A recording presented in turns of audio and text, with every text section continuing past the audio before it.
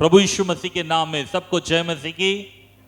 आज की सुबह आए हुए यहाँ पर जितने भी हैं और जितने ऑनलाइन में हमारे साथ जुड़े हुए हैं, प्रभु आप सबको बहुत आय से आशीष दे।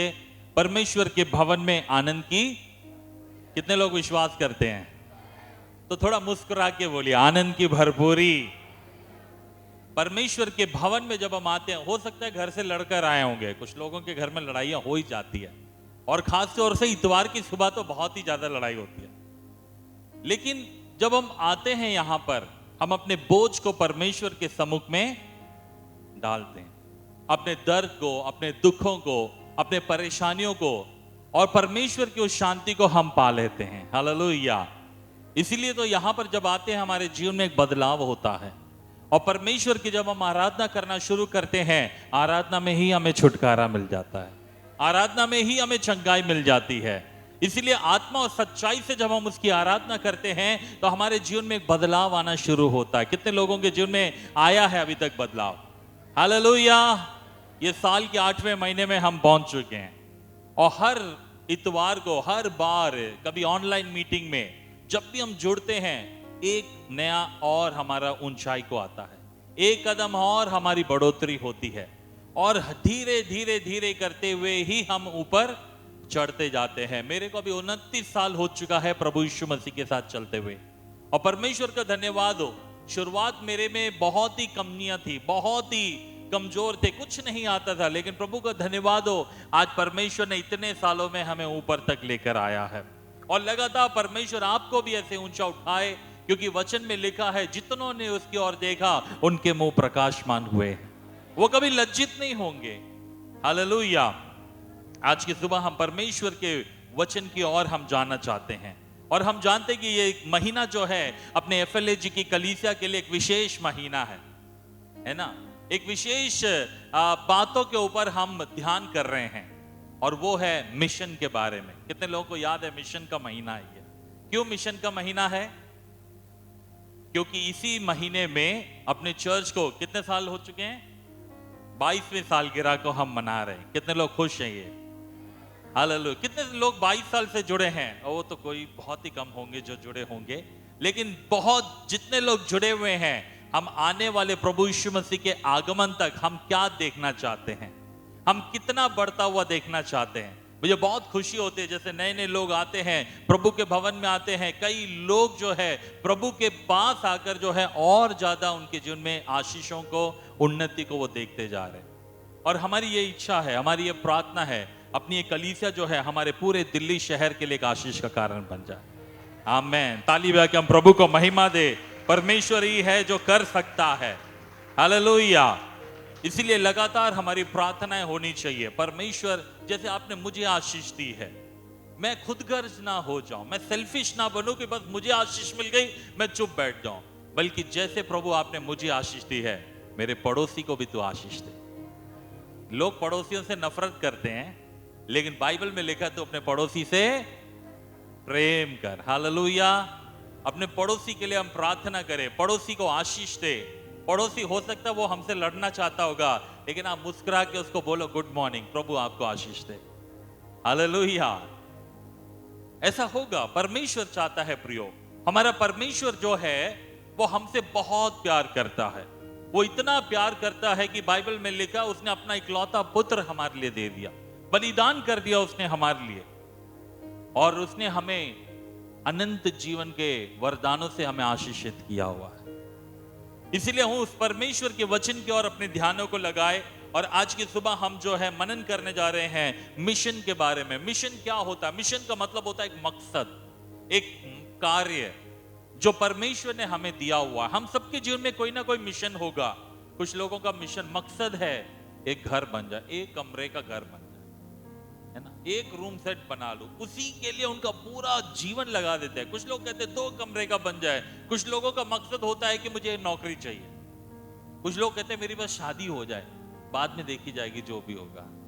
कुछ लोगों का मकसद होता है कि बस मुझे कुछ कमाना है, मुझे ऐसे करना है। कई माताओं का, पिताओं का मकसद है बच्चों को अच्छे से पढ़ाना है, ऐसे कैसे भी वो डॉक्टरी करवा दें, उसको हम इंजीनियर बना दे, उसको हम ये बना दे। हम सबके अपने अपने मकसद है, और उसी के लिए हम प्रार्थना करते भी हैं, राइट। और प्रभु हमारे मकसद को पूरा भी करता है। हालेलुया। बाइबल में लिखा है वो धर्मियों की लालसाओं को पूरा करता है। हालेलुया। लेकिन क्या हम केवल अपने ही मकसद के पीछे हम दौड़ते रहे? कई बार होता है कि हम बस अपने ही मकसद में गुम हो जाते हैं। जैसे कि माँ बाप पेट काट काट के बच्चों को पढ़ाते हैं। आजकल बच्चों को पढ़ाना कोई आसान काम नहीं है। हजारों रुपए हर महीना चाहिए, 5,000 10,000 एक एक बच्चे पे लग जाते हैं, कम से कम महीने की बात कर रहा हूं मैं। और लेकिन अगर सोच के देखिए वो बच्चा एक दिन बहुत पढ़कर एक अच्छा स्थान पर आ जाए और माँ बाप को भूल जाए, कैसे लगेगा माँ बाप को? आज वही तो हो रहा है। सही बात है कि नहीं है? आज लोग जो है, जवान बच्चे जो है, ये अपने बच्चे नहीं, अपने बच्चे बहुत अच्छे हैं यहाँ, लेकिन बहुत सारे दुनिया में ऐसे हैं जवान जिनके माँ बाप ने उनको इतना कठिन परेशानी से, कई माताओं को मैं जानता हूं जिन्होंने घर में बर्तने धो धो के अपने बच्चों को ऊंचे पोस्ट पे ले गए और वो बच्चे भूल गए आज। क्या वो खुदगर्ज बच्चे नहीं है? सेल्फिश नहीं है वो? ऐसे ही कई बार हमारे जीवन में भी हम सोच के देखे, हमारे परमेश्वर पिता ने हमें क्या आशीष नहीं दी। हम जब आए थे हम कितने टूटे हुए थे। हम जब परमेश्वर के पास आए थे तो हम पाप में डूबे हुए थे, हम शैतान के हाथ में बंधे हुए थे, दुष्ट आत्माओं से पीड़ित थे, शराब में ग्रसित थे, कर्जों में डूबे हुए थे, बीमारियों से पीड़ित थे। लेकिन आज परमेश्वर ने हमें सबसे छुटकारा दिया है। ताली भी आके हम उस परमेश्वर को धन्यवाद दे। यदि आपके जीवन में छुटकारा आया है तो जोर से बजा के प्रभु को धन्यवाद करें। हालेलुया। और अब हमें क्या करना है? अब हमारा छुटकारा हो गया तो हम क्या करें? हम उन बच्चों के समान ना बने जो अपने माँ बाप को भूल गए। अब हमारा फर्ज है, हमें अपने पिता के मिशन को पूरा करना है। तो पिता का मिशन क्या है, ये चीज हमें समझना है, कलीसिया को समझना है, अपने चर्च को समझना है कि आखिर यीशु मसीह की इच्छा क्या है। क्या वो किसी धर्म को शुरू करने के लिए आए थे? नहीं। हम बाइबल में उसको पढ़ेंगे वो क्या करने के लिए आए थे। लूका रचित सुसमाचार उसका 19वां अध्याय और 10वीं आयत को हम पढ़कर शुरू करेंगे अपने मनन को। मनुष्य का पुत्र खोए हुओं को ढूंढने और उनका उद्धार करने आया है। यहां पे जो मनुष्य का पुत्र करके जो कहा गया वो प्रभु यीशु मसीह के लिए कहा गया। प्रभु यीशु मसीह संसार में आज से 2022 साल पहले उनका जन्म हुआ था। 2022 अभी चल रही है, हम जानते हैं। आज से 2022 साल पहले प्रभु यीशु मसीह का जब जन्म हुआ था, उनका एक ही उद्देश्य था। वो यहां पे एक राजा बनने नहीं आए।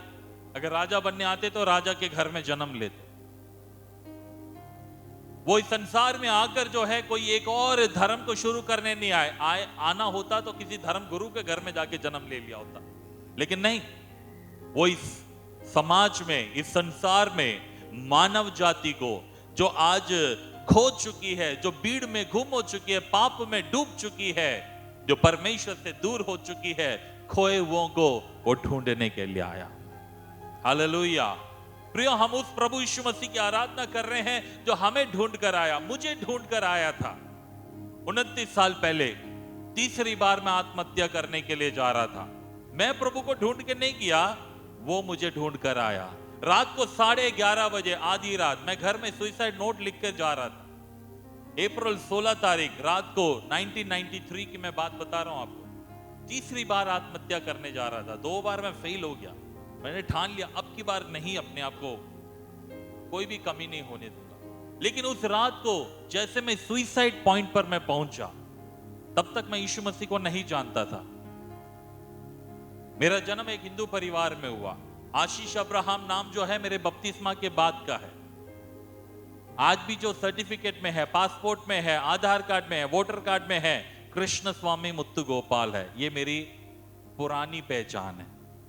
नई पहचान है आशीष अब्राहम। ठीक है, पुराना नियम कृष्ण स्वामी मुत्तु गोपाल, नया नियम आशीष अब्राहम, दोनों अभी साथ में ही है। ठीक है, तो वहां पर जब मैंने परमेश्वर की उस आवाज को सुना, जब मैं ये सोच के जा रहा था जीना बेकार है, मैं मर जाऊं, एक हल्की सी आवाज मेरे कान में आई। मेरा परमेश्वर मुझे ढूंढ कर आया। उसने बोला, चख के देखो यहोवा कितना भला है। वो एक आवाज थी जिसने मेरे जीवन को बदल दिया। प्रियो, आपके जीवन में भी वही परमेश्वर ढूंढ कर आया। हो सकता है वो आपके पड़ोसी बनकर आपको ढूंढने आया था। हो सकता है एक और विश्वासी जाके किसी और के द्वारा ढूंढ कर आया। हो सकता है किसी ने आपको पत्रचार दिया होगा, किसी ने व्हाट्सएप मैसेज भेजा होगा, आज भी कोई नए लोग आए हैं, किसी न किसी के द्वारा बुलाकर आए हों। हालेलुया। वो ढूंढ कर आया प्रियो, आज भी वो ढूंढ रहा है। वो क्यों ढूंढ रहा है? ताकि हमारे जीवन में हम जो कुछ खोज चुके हैं वो फिर से हमें देने के लिए चाहता है। हालेलुया। हम क्या खोज चुके हैं और क्या है, इसके लिए आइए हम उत्पत्ति में हम जाएंगे। उत्पत्ति जो है बाइबल की सबसे पहली किताब है जहां पर आपको हर चीज की उत्पत्ति मिलेगी। ये दुनिया कैसे बनी, ये दुनिया में क्या हुआ, आज इंसान परेशान क्यों है, कैसे हमको समाधान मिलेगा, ये सब आप उत्पत्ति जब पढ़ोगे तो आपको पता चलेगा क्या है। हम उत्पत्ति में हम पढ़ेंगे 3 अध्याय उसकी 8 और 9वीं आयत में। तब यहोवा परमेश्वर जो दिन के ठंडे समय वाटिका में फिरता था का शब्द उनको सुनाई दिया। तब आदम और उसकी पत्नी वाटिका के वृक्षों के बीच यहोवा परमेश्वर से छिप गए। तब यहोवा परमेश्वर ने पुकार कर आदम से पूछा, तू कहाँ है? यहाँ पर जो अभी हमने वचन को पढ़ा है उत्पत्ति में, आप घर जाके जरूर पूरा पढ़िए। पहला अध्याय, दूसरा अध्याय और ये 3 अध्याय। पहले अध्याय में आप देखोगे परमेश्वर ने कैसे इस पूरे ब्रह्मांड की रचना की। एक एक दिन परमेश्वर ने क्या बनाया, और परमेश्वर ने मनुष्य को 6वें दिन में आखिरी में जब बनाया था, और परमेश्वर ने उन्हें बहुत आशीष दी है। ये अगली आयत में लिखा हुआ है उत्पत्ति 1 के 27-28 में। वो भी हम पढ़ के पहले सुन लेते हैं, फिर इसको हम कंटिन्यू करेंगे। उत्पत्ति 1 का 27-28। तब परमेश्वर ने मनुष्य को अपने स्वरूप के अनुसार उत्पन्न किया। मनुष्य को अपने स्वरूप के अनुसार उत्पन्न किया।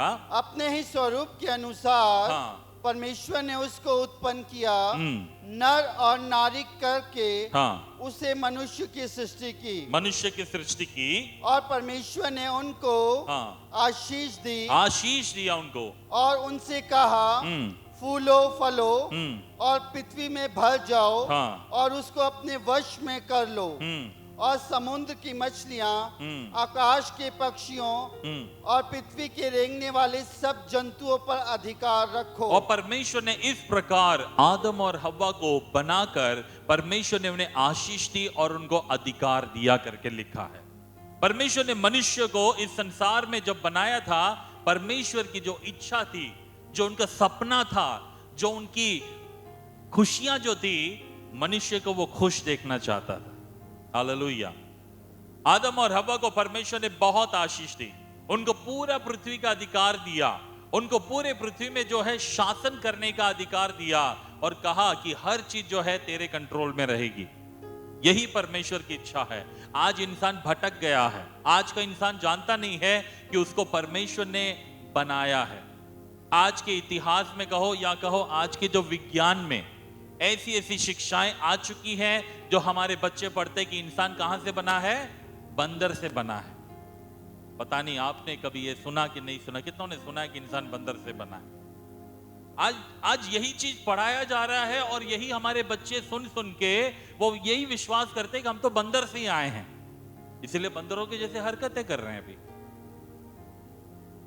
मैंने एक जगह देखा, पूरे बाल बंदरों के कलर में किए हुए हैं, जिसे अभी बड़ा फैशन माना जाता है। मतलब कुछ अलग ही प्रकार का डाई किया। प्रभु ने हमको कितने अच्छे बाल दिए, कितने अच्छी सुंदरता दी, लेकिन उनका विचार है हम तो बंदर से आए हैं, हम अपने पूर्वजों के जैसे ही हम भी व्यवहार करना चाहिए। शायद इसीलिए वो फटा हुआ पहनना शुरू कर दिए। भी बहुत दुख होता है देखते हुए आज की युवा पीढ़ी को, जो परमेश्वर से दूर है, वो जानती नहीं कि उनका व्यवहार किसके समान होना चाहिए। लेकिन बाइबल को जब हम पढ़ना शुरू करते प्रियो, ये हमारे जीवन को बदल देती है। हालेलुया। इसीलिए सिस्टर पिंकी ने पहले कहा, ये बाइबल को जो उठाकर चलता है, ये बाइबल उसको उठाकर चलेगी।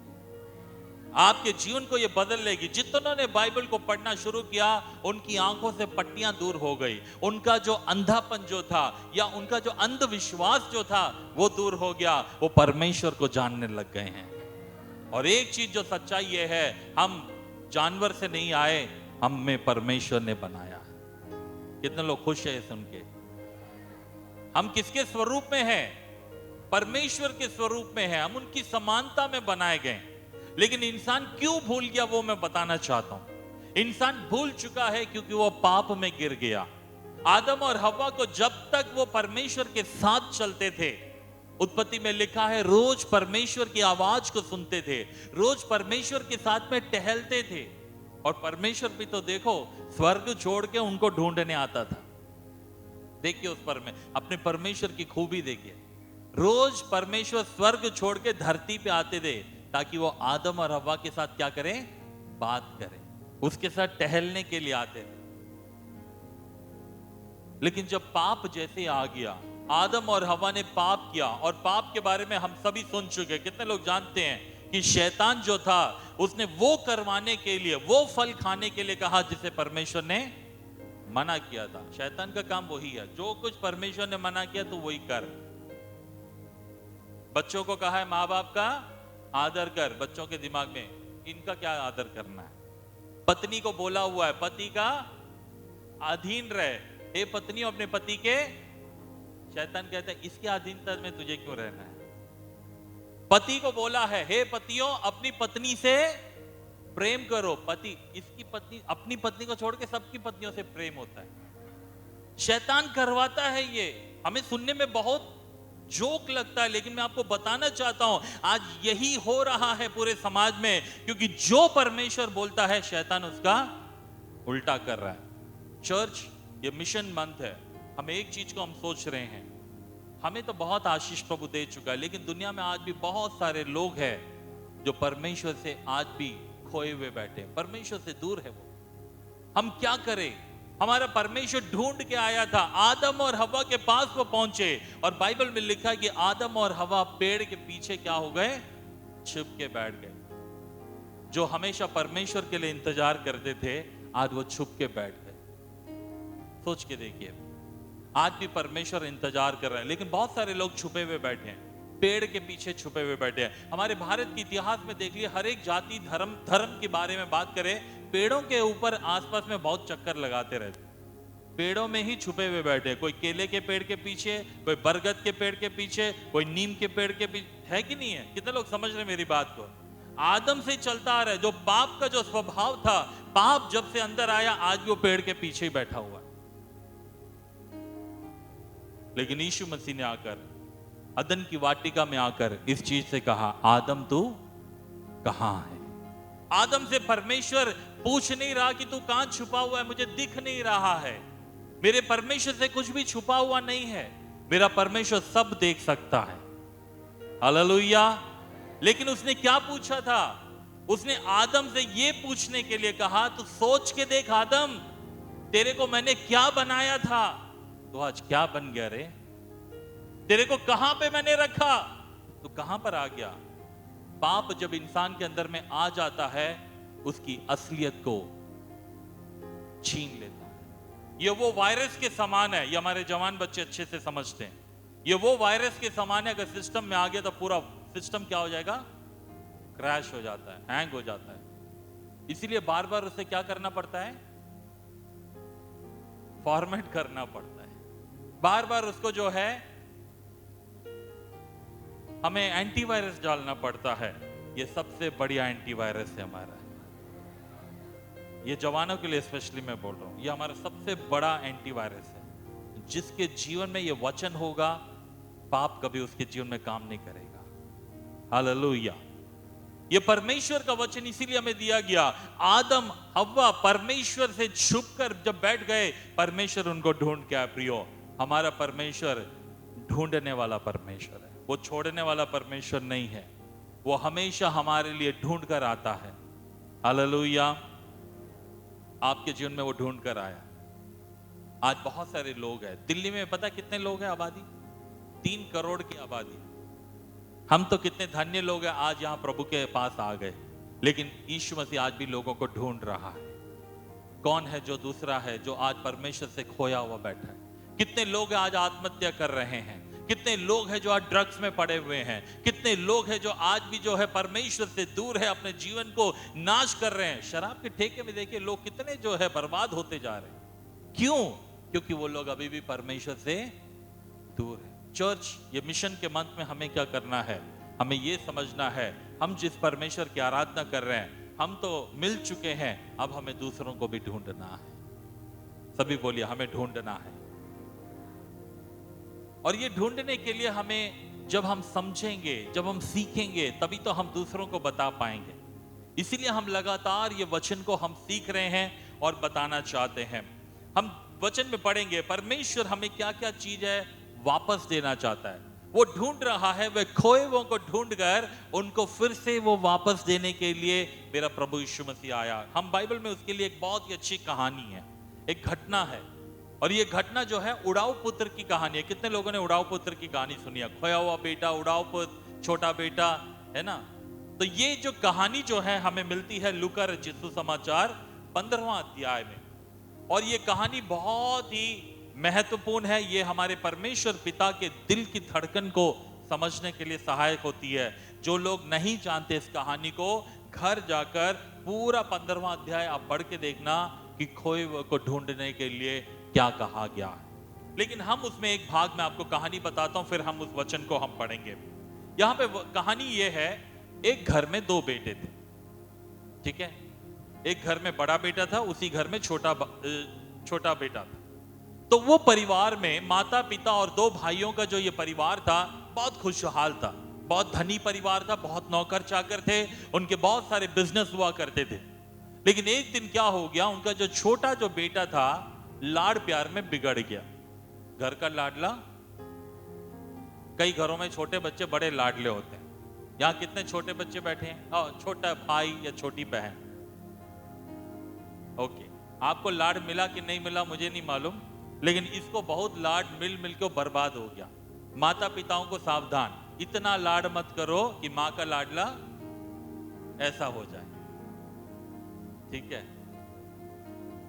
आज बहुत जगह पर है, हम उस जनरेशन में जी रहे हैं जहां पे बच्चों को नो नहीं सुनते हैं। हर चीज चाहिए, ले ले बेटा, तू ये चाहिए, तू ये ले ले, तू चाहिए ये ले ले। और बाद में जब बच्चा जब बड़ा होता है ना, उसको मना करते हैं मत कर, तो बच्चा कहता है नो का मतलब क्या है? मैंने कभी बचपन से सुना ही नहीं नो। ये नो क्या होता है? मुझे चाहिए का मतलब चाहिए। तो ये बच्चों के जीवन में जो है पेरेंटिंग एक बहुत बड़ा टॉपिक है जो हम अलग सेमिनार के रूप में करते हैं। लेकिन लाडले बिगड़ रहे हैं। ये छोटा बेटा जो था उड़ाऊ पुत्र बन गया। उसने अपने पिता के पास आकर कहा, पिता मुझे नहीं आपके साथ में रहना, क्योंकि मुझे रोज आपकी खटपट अच्छी नहीं लगती। आप रोज आके कुछ ना कुछ बोलते हो, ये करो वो करो, मुझे नहीं रहना, मेरा हिस्सा मुझे दे दो, मैं जा रहा हूं। और बाइबल में हम कहानी ये पढ़ते हैं कि पिता ने भी बड़े दयालुपन से क्या कर दिया, मुझसे मांगता तो एक हाथ मारता मैं, लेकिन मैं उतना दयालु नहीं हूं, मेरा पिता बहुत दयालु है। जो भी हम मांगते हैं वो देता है। हालेलुया। वो देने वाला परमेश्वर है, वो सबको देता है। जिसने जो मांगा दे दिया उसको।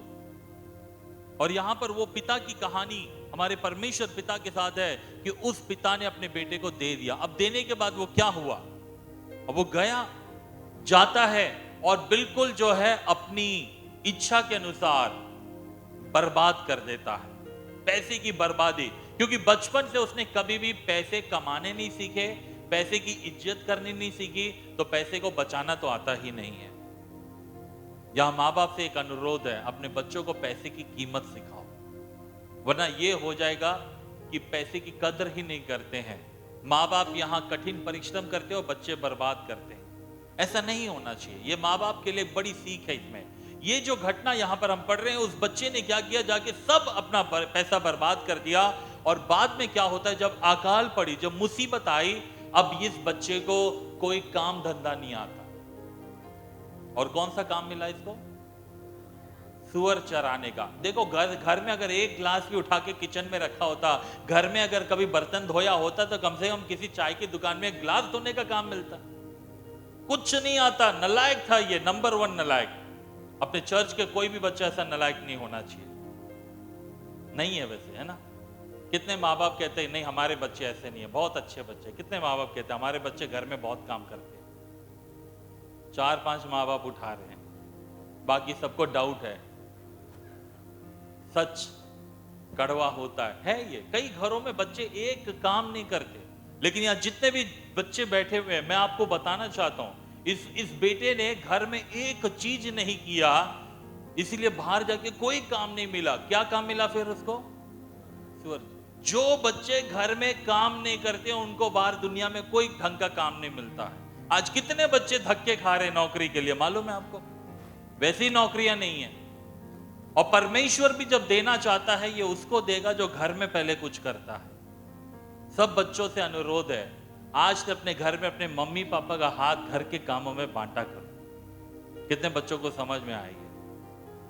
ये आपकी भलाई के लिए है। जब आप अपने घर में कुछ करोगे आपको परमेश्वर समाज में ऊंचा उठाएगा। कितने लोग ऊंचा उठना चाहते हैं? घर में कुछ भी काम करो, मम्मी पापा की मदद करो, ये बहुत अच्छा। इस उड़ाऊ पुत्र ने, इस नालायक ने कुछ नहीं किया, लेकिन बाद में जाके सूअरों के पास जब चरा रहा था उसको खाना नहीं मिला, ढंग का खाना नहीं मिला। उसके बाद तब इसकी अक्ल खुली, तब इसकी आंखें खुली और तब वो प्रार्थना करता है, मन फिराव करता है, पश्चाताप करता है और कहता है कि मैंने परमेश्वर तेरे विरुद्ध और अपने पिता के विरुद्ध पाप किया है। अब मैं पिता के पास वापस जाके माफी मांगूंगा और मैं उसको कहूंगा कि मुझे अब बेटा नहीं, क्या बना ले? दास बना ले, वो भी काफी है। एक पश्चाताप का दिल उसके जीवन में आए। प्रियो, जब लोग पश्चाताप करना शुरू करते हैं उनका जीवन बदलना शुरू हो जाता है। हालेलुया। जब हम अपनी गलतियों को मानना शुरू करते हैं, कई बार हम बड़े ढीठ होते हैं, बहुत ढीठ होते हैं। हम अपनी गलतियों को नहीं मानते, हम कहते हैं वो गलत है, ये गलत है, वो गलत है। लेकिन जो अपनी गलतियों को मानना शुरू करता है, स्वर्गीय पिता उसको आशीष देना शुरू करता है। और इस बच्चे ने प्रार्थना किया कि मैं जाके पिता से माफी मांगूंगा और वो घर वापस आता है। देखिए यहां पर क्या होता है, जैसे ही वहां पर बच्चा घर वापस पहुंचता है, पिता ने इसको दूर से देखा, दौड़ कर जाके गले लगा लिया। और क्या कहा आगे हम पढ़ेंगे, लूका 15वां अध्याय 22 और 23 आयत को। परंतु पिता ने अपने दासों से कहा, हाँ, झट अच्छे से अच्छा वस्त्र निकालकर उसे पहनाओ। देखो वो बेटा तो आया था डर के मारे, उसका आने का उद्देश्य पता है क्या था?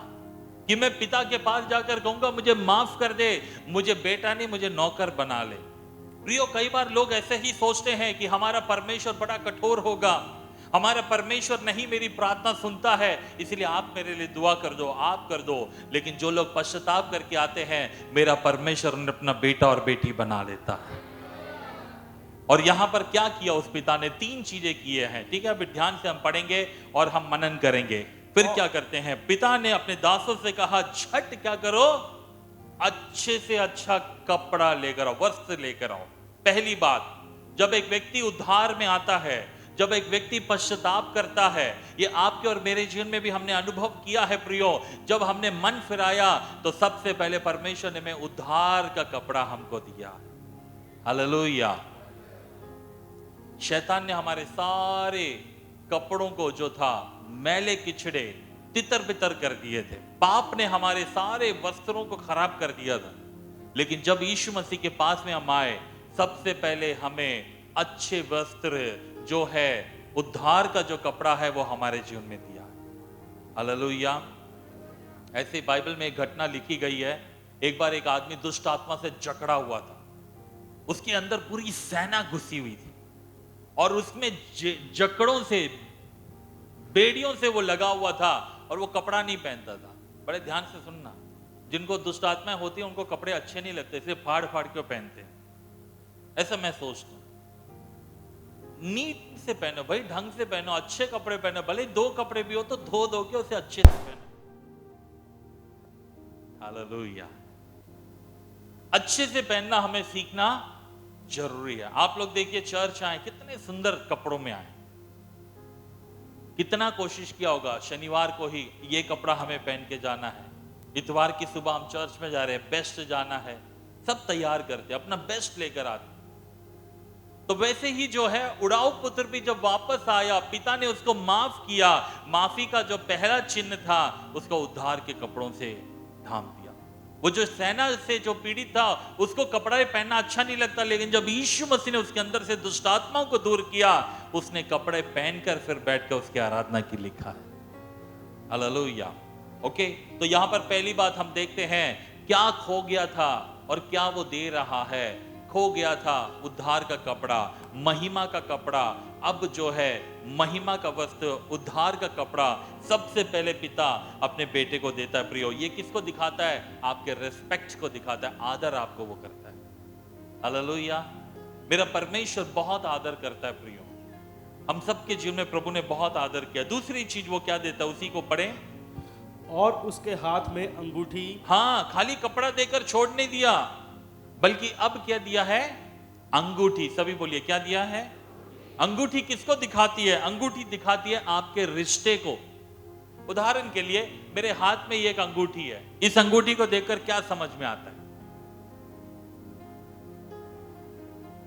शादीशुदा है। ये रिलेशनशिप को दिखाता है कि नहीं?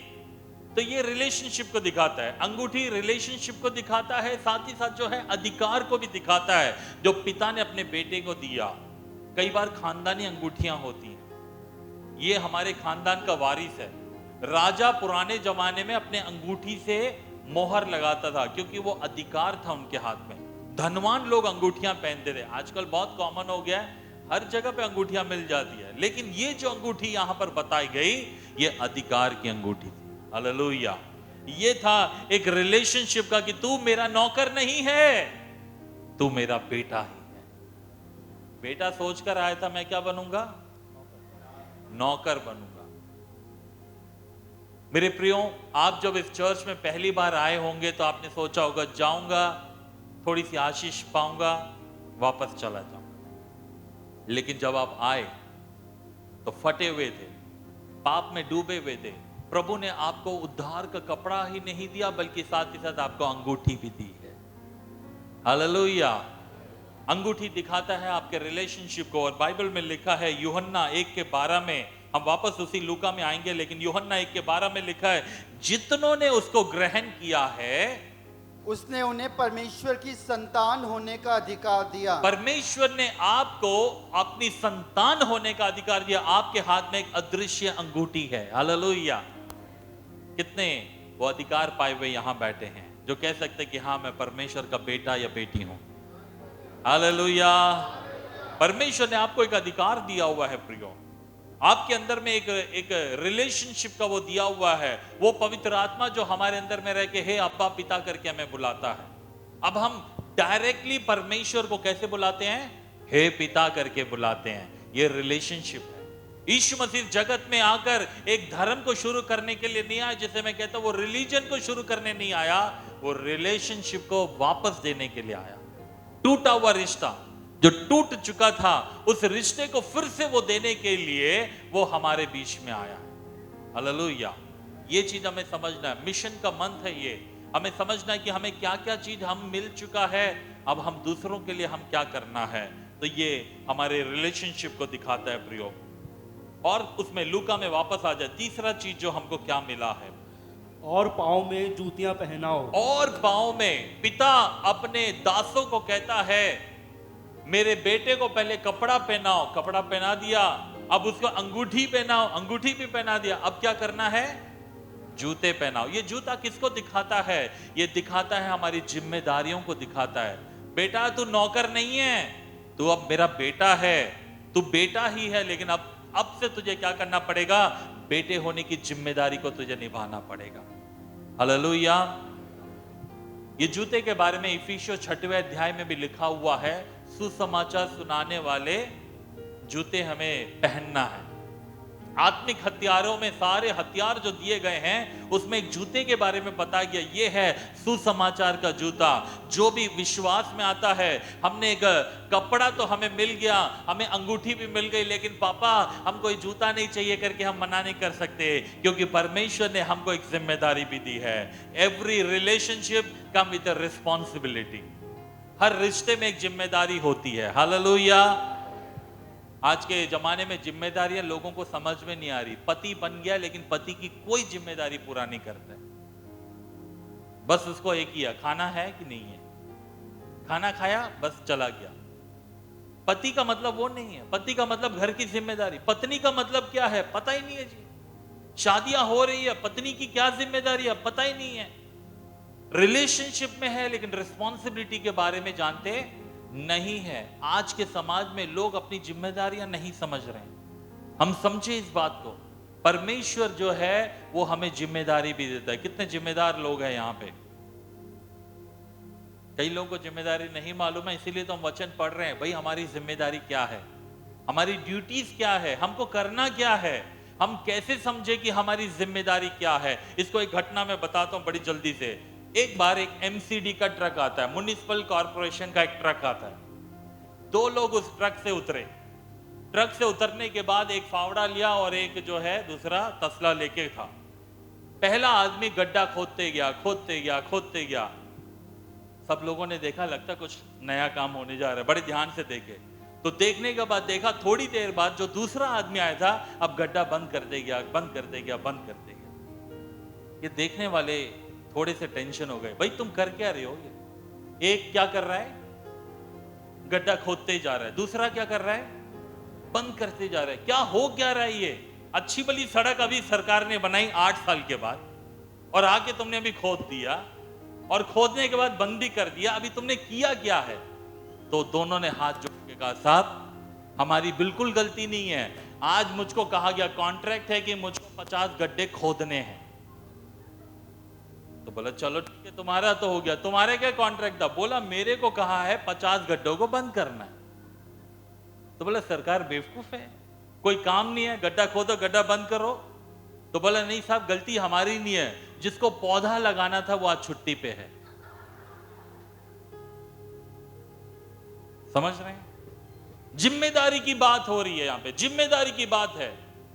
आज जिम्मेदार लोग कौन है? ये आज चर्च के पास में कितनी बड़ी जिम्मेदारी है। दुनिया में खोदने वाले बहुत है, भरने वाले भी बहुत है, पौधे लगाने वाले हम और आप है।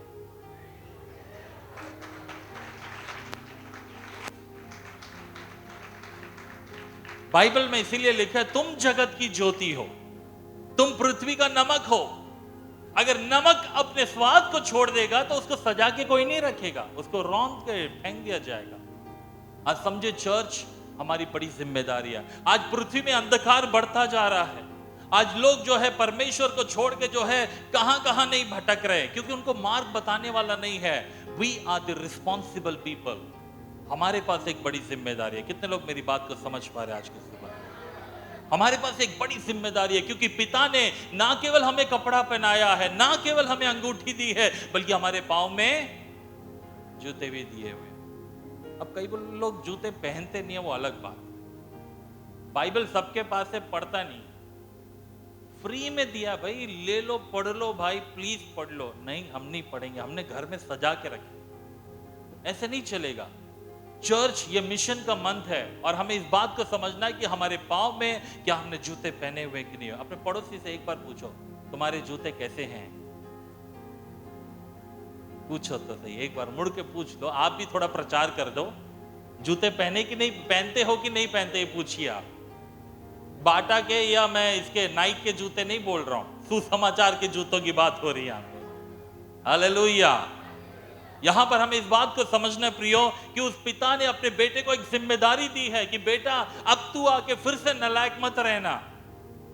कुछ लोग चर्च में आने के बाद सारी आशीषें मिल गई, पहले कुछ भी नहीं थे, पहले गवार थे, बेकार थे, नालायक थे, समाज में बर्बाद थे, लेकिन परमेश्वर में आने के बाद प्रभु ने उनको बहुत ऊंचा उठा दिया।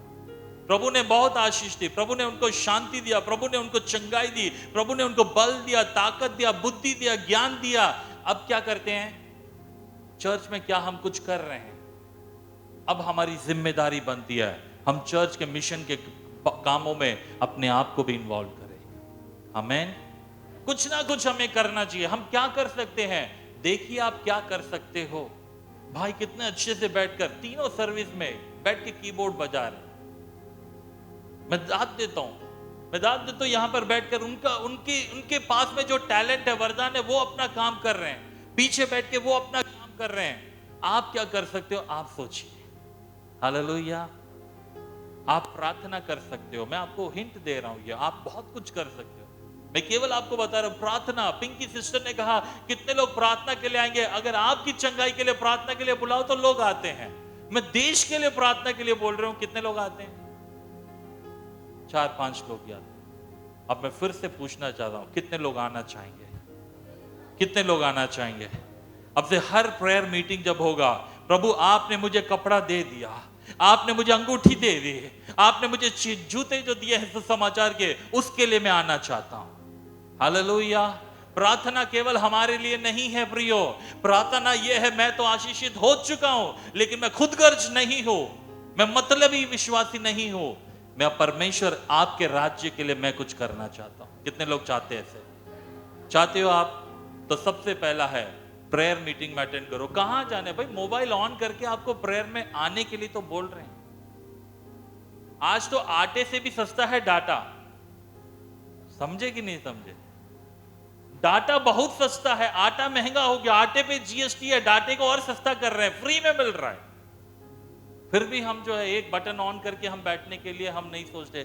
सीरियल है ना, सास बहू की कहानी कहीं छूट ना जाए। लेकिन हम इस बात को समझे, हमारे पास एक सुसमाचार का जूता मिला हुआ है, हमें आना है, हम प्रार्थना करेंगे, हमारे देश के लिए हमें प्रार्थना करना है, अपनी कलीसिया में हम 500 विश्वासियों के लिए ही नहीं, हम उससे भी बढ़कर हम करेंगे। ये पहला लेवल है, पहला चरण, प्रार्थना में हम आएंगे। दूसरा क्या हम कर सकते हैं? जितने लोग यहां पर सैलरीड वाले हैं, आप नौकरी करते हो, अपने दशवांश को, अपने दान को और बढ़ चढ़कर हमें देने के लिए हमें सोचना है। आप लोग देते हो, अपने चर्च का हर विश्वासी बहुत अच्छा देने में है, मैं विश्वास करता हूं। अगर नहीं है, आप वो कर सकते हो। आप सोचो कि भाई हमारे पास टाइम ही नहीं है, हम ऑफिस में, हम यहां पर है, वहां पर है। प्रेज द लॉर्ड, अच्छा है, आप अच्छा कमाओ, आप खूब कमाओ, अपना दशवांश को अच्छे से कलीसिया की सेवकाई के लिए दो।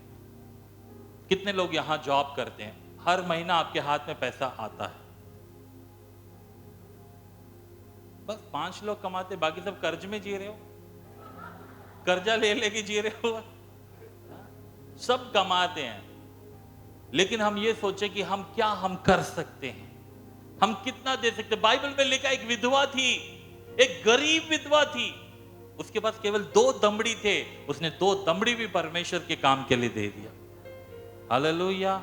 हम इतना तो नहीं बोल रहे कि आप पूरा का पूरा दे दो, हम ये कह रहे हैं आप कलीसिया के लिए, मिशन के काम के लिए अपना बढ़ चढ़ के क्या आप हिस्सा दे रहे हो। अपने आप से पूछ के देखो, मैं क्या कर रहा हूं आशीष पाके? प्रभु ने मुझे बहुत आशीष दी है, अब मेरी बारी है, मुझे भी कुछ करना है। आमीन। कितने लोग वो करना चाहेंगे? प्रार्थना वालों ने तो हाथ उठा दिया, अब देने वालों से पूछ रहा हूं, कितने लोग देना चाहेंगे बढ़ चढ़ के? इसीलिए बाइबल में लिखा, खुशी से, उदारता से जो देगा प्रभु उसको और देगा। उदारता का मतलब पता है क्या है? उदारता का मतलब पता है क्या है? नाप तोल के नहीं, नाप तोल के जो देते हैं ना, वो बहुत ही नाप तोल के देते हैं। आप जब सब्जी लेने के लिए जाते हो, भाई 1 टमाटर और डाल देना, नहीं वो तो 1 किलो हो गया है, 1 किलो हो गया, अरे 10 ग्राम बढ़ गया तो क्या हुआ? और यही सोचो अगर एक ऐसा दुकानदार आपको मिल जाए, अरे बहन जी आपके लिए तो हम 10 क्या, हम 100 ग्राम एक्स्ट्रा डाल रहे हैं, अगली बार कौन सी दुकान जाओगे? समझे कि नहीं समझे? कितने लोगों को समझ में आया? उदारता से देने वालों को हम भी पसंद करते हैं। बाइबल में लिखा है उदारता से देने वाले को प्रभु भी पसंद करता है। हालेलुया। प्रभु आपसे जबरदस्ती नहीं मांग रहा है, वो आपके दिल को देखना चाहता है। उद्धार पाए हुए लोग आज मेरे लिए क्या करेंगे? ये हमारे लिए सौभाग्य की प्रिय बात है प्रियो। जब भी हम ऑफरिंग देते हैं, हम एक्चुअली अपनी आशीषों को बो रहे हैं। हम जो देते हैं असल में वो हम बो रहे हैं। सभी बोलिए, हम बो रहे हैं। आप जो बोओगे वही तो काटोगे। खुशी से जो बोएगा, खुशी से आप काटोगे। जो रो रो के बोता रहेगा, रो रो के काटना पड़ेगा। खुशी से देना सीखिए, बढ़ चढ़ के देना सीखिए। आप जब परमेश्वर को अपना बेस्ट देने के लिए शुरू करोगे, प्रभु भी आपको बेस्ट देता रहेगा। हालेलुया। एक पिता ने अपने बेटे को जो दिया है प्रियो, बाइबल में लिखा है, एक स्वर्गीय पिता अपने घर वापस आए बेटे को वो कपड़ों से ढक देता है, महिमा का वस्त्र दे देता है, अंगूठी देता है, और सुसमाचार के वो जो जूता जो था एक रिस्पॉन्सिबिलिटी को दिखाता है। तो परमेश्वर ने भी हमको ऐसे ही हमको रिस्पॉन्सिबल बनाया है। अब बेटा होने का, बेटी होने का मेरा फर्ज क्या है, पढ़ेंगे उसको मत्ती 6:33 में। अब मैं जो बेटा और बेटी बन चुका हूं, मेरे को क्या खोजना है? मत्ती 6:33 में, इसलिए पहले तुम तुम परमेश्वर के राज्य और उसके धर्म की खोज करो, हाँ, तो ये सब वस्तुएं तुम्हें मिल जाएंगी। यहां पर लिखा है प्रियो कि अब हम बेटा और बेटी जो बन गए हैं, बड़े गौर से सुनना, मैं उनकी बात नहीं कर रहा हूं जो अभी भी प्रभु को जानते नहीं है। मैं ये प्रचार उन लोगों के कर रहा हूं जो बन चुके हैं। अब हमारा फर्ज क्या बनना चाहिए? अब मेरा अपना राज्य नहीं, मेरी अपनी इच्छा नहीं, अब मैं जो कुछ भी करूंगा प्रभु तेरे राज्य के लिए करूंगा, तेरी मर्जी के लिए करूंगा। क्योंकि जब हम परमेश्वर के राज्य के लिए और उसकी मर्जी के लिए जब करते हैं, हमारी चिंताओं को वो अपने आप देख लेगा। हालेलुया। इसका मतलब पता है क्या है?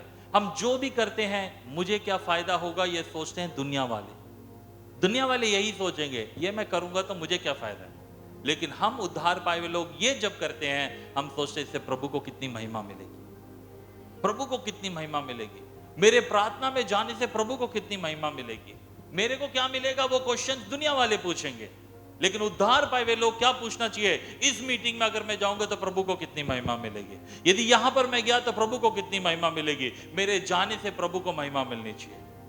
हालेलुया। हमारे जाने से, इसीलिए तो लिखा है, तो चाहे तुम जो खाओ जो भी पियो, लेकिन उससे किसको महिमा मिलनी चाहिए? प्रभु को महिमा मिलनी चाहिए। आपके हर कामों के द्वारा प्रभु को महिमा मिले। आपके ऑफिस में इतना अच्छा काम करो कि लोग परमेश्वर को महिमा दे। आपका परिवार इतना खुशहाल रहे कि प्रभु को महिमा मिले। आपके पढ़ाई करने वाले बच्चों, आप इतना अच्छा पढ़ाई करो कि प्रभु को महिमा मिले। आमीन। आपकी पढ़ाई केवल आपके लिए नहीं कर रहे हो। ये मैंने अपने दोनों बच्चों को कहा, दोनों बच्चों को यही कहा, बेटा जो तुम पढ़ रहे हो ना, तुम्हारे मार्क्स के लिए नहीं पढ़ रहे हो, तुम्हारी नौकरी के लिए नहीं पढ़ना है, तुमको क्या कमाई करना है उसके लिए नहीं पढ़ना, तुम इतना अच्छा पढ़ो कि तुम्हारी पढ़ाई के द्वारा प्रभु को महिमा मिले। हालेलुया।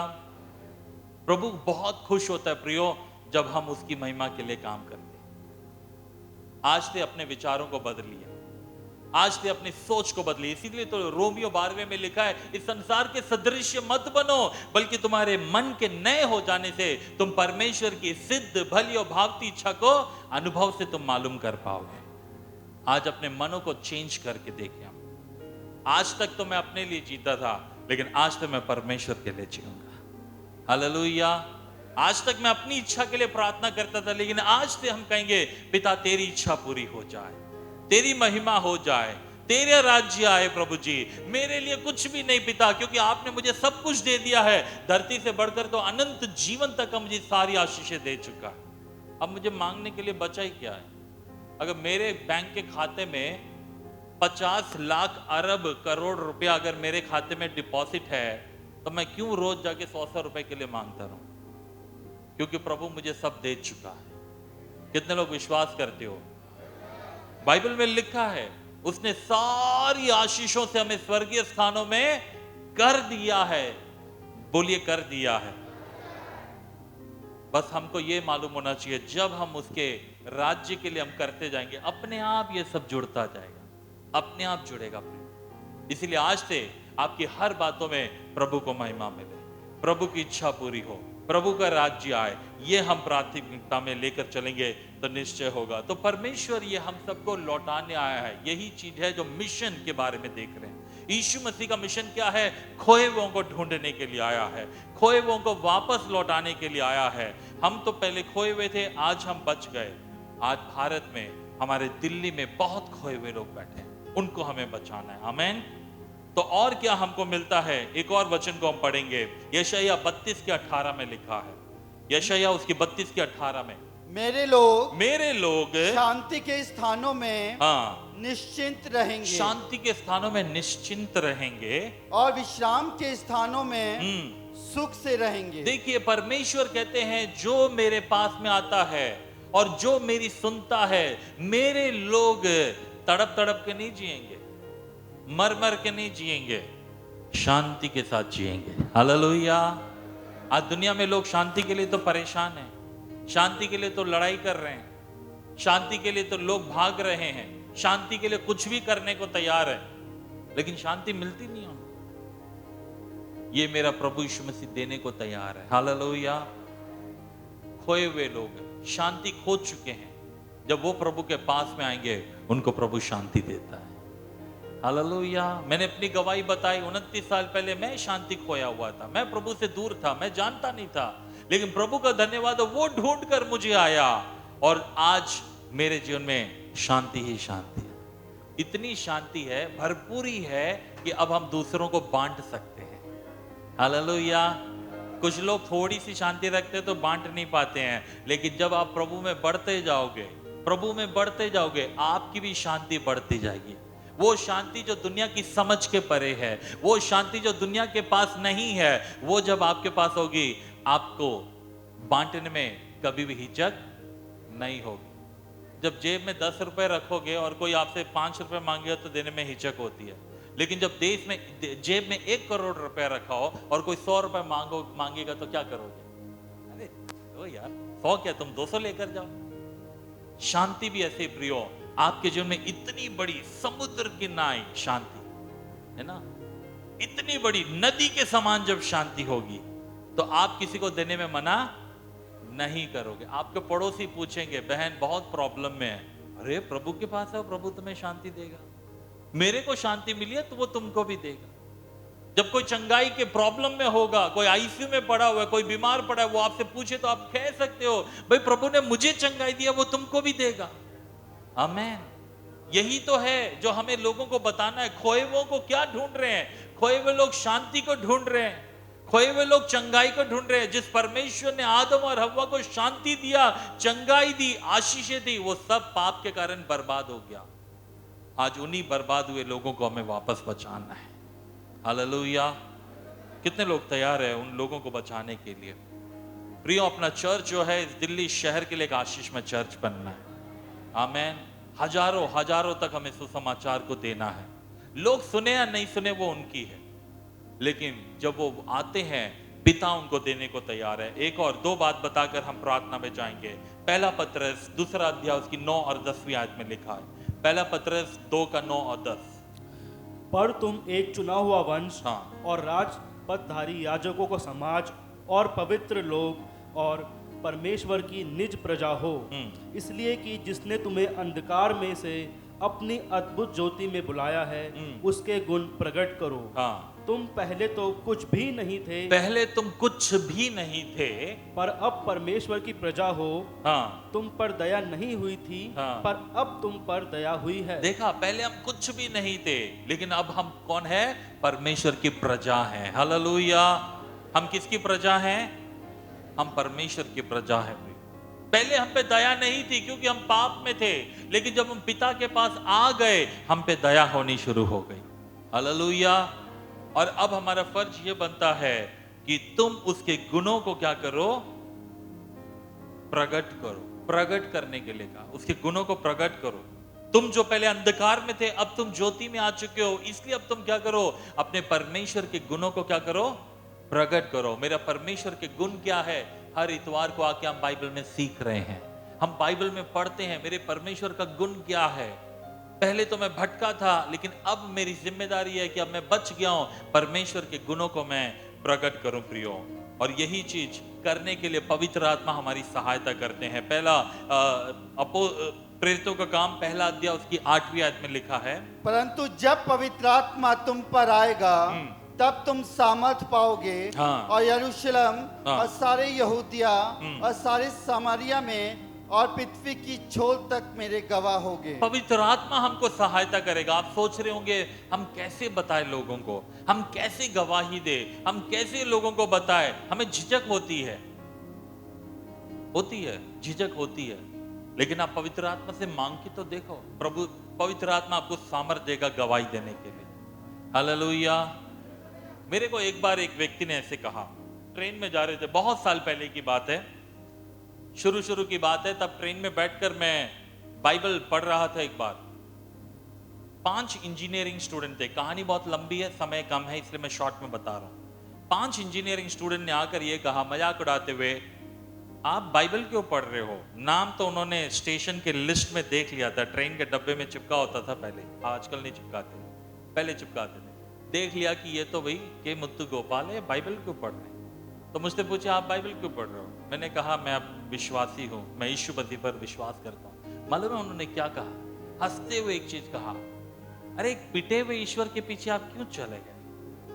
हमारे तो राजा महाराजाओं के जैसे बहुत सारे पिटे हुए ईश्वर के पीछे क्यों गए? देखिए समय कम है लेकिन बता रहा हूं मैं आपको। अब मेरे पास में दो है, एक मैं चुप कर जाऊं शर्मिंदा होकर, या पवित्र आत्मा की सामर्थ्य में गवाही दे दूं। मैंने उसी क्षण मन में प्रार्थना किया, पवित्र आत्मा मुझे गवाही देने का सामर्थ्य चाहिए। एक सेकंड भी नहीं लगा, ठीक है, इमीडिएट मैंने कुछ एक पावर को ऐसा फील किया। मैंने कहा हाँ भाई सच में वो पिटा था। आपको मालूम है वो क्यों पिटा था? देखिए मुझे नहीं मालूम था, ये कोई डायलॉग याद नहीं था, अब तो मुझे याद है मैंने क्या बोला। और उस समय मेरा सेवकाई की शुरुआती दिन थे, ज्यादा वो नहीं था, एक अनुभव भी नहीं था।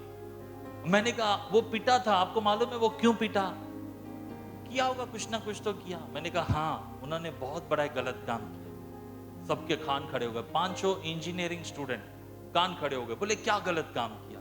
उन्होंने मुझसे प्यार किया, मुझ जैसे पापी से प्यार किया। जो मुझे मर जाना चाहिए था, जिस क्रूस में मुझको मरना चाहिए था, उन्होंने मेरे क्रूस को लेकर अपने आप को बलिदान कर दिया। वो मेरा सब्स्टिट्यूट बन गया, वो मेरे लिए जाके मर गया। ये उन्होंने पाप किया कि उन्होंने मुझ जैसे बेकार इंसान से प्यार किया।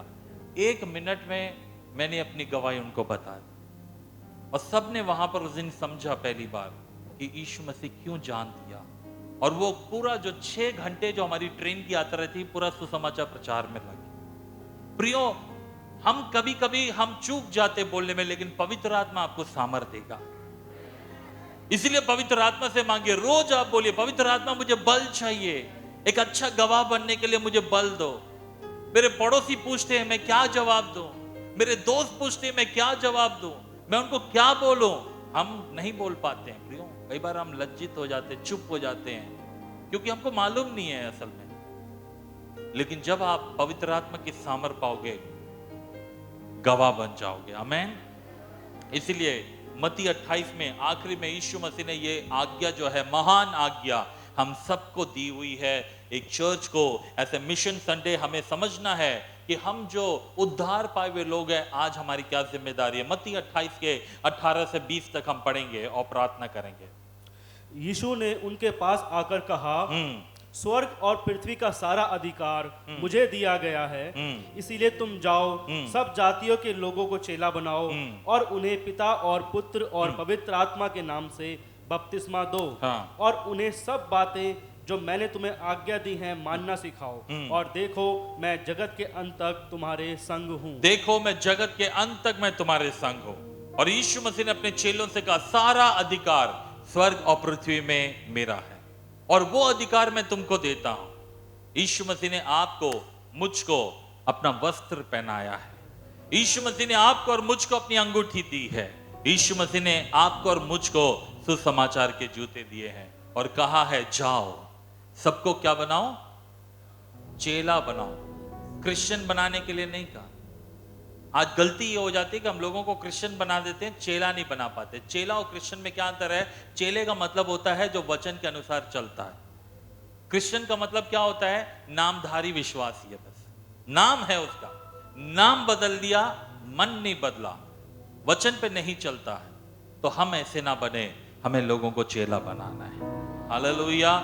और हमें भी चेला बनना है। और हर चेले का ये कर्तव्य प्रियो, हम तो बच गए, अब हमें दूसरों को भी बचाना है, क्योंकि हम जगत की ज्योति है, हम पृथ्वी का नमक है। कितने लोग विश्वास करते हैं कि प्रभु ने आपसे बात किया है? तो अपने हाथों को उठाकर प्रभु से हम कहे, प्रभु मेरे को बल दे, एक अच्छा गवाह बनने के लिए बल दे।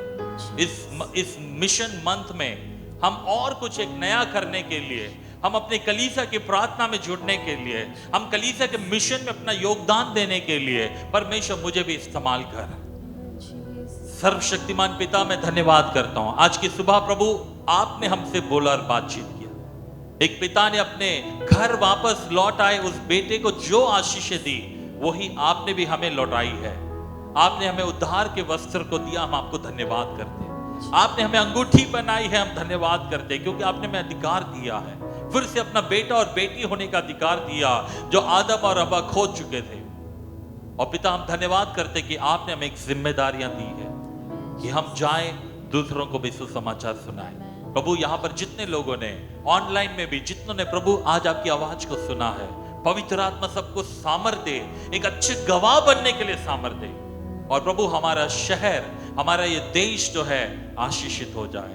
आपको महिमा देते हैं, यीशु मसीह के नाम से मांगते हैं, आमीन आमीन। प्रभु आप सबको बहुत ऐसे आशीष दे और बहुत ऐसे इस्तेमाल करे।